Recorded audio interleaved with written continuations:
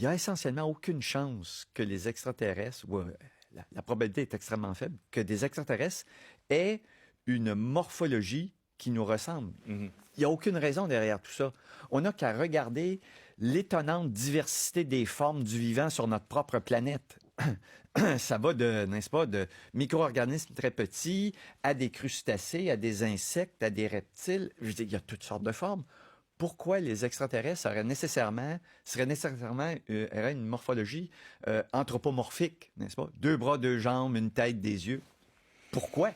Pourquoi? Mais peut-être que parce que si c'était sous forme d'un tigre, par exemple, avec des grosses pattes puis des doigts qui sont pas malléables, c'est plus difficile de développer des technologies de base. Oui, Et donc, mais pourquoi 2 bras, 2 jambes? Pourquoi ouais, pas 3. 6, 7? Ouais, effectivement. J'aimais bien d'ailleurs Denis Villeneuve dans son film de science-fiction, L'Arrivée, dans lequel il décrivait, on avait un contact entre l'humanité et des visiteurs extraterrestres, et ces extraterrestres qui vivaient dans une espèce de brouillard, dans une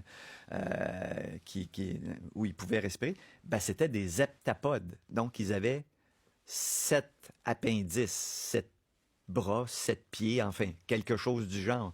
Minimalement, il y avait un effort ici pour présenter des extraterrestres qui ne sont pas le standard de ce qu'on voit dans Star Wars ou dans Star Trek. Un effort de représentation de diversité des corps dans Exactement. dans l'espèce extraterrestre.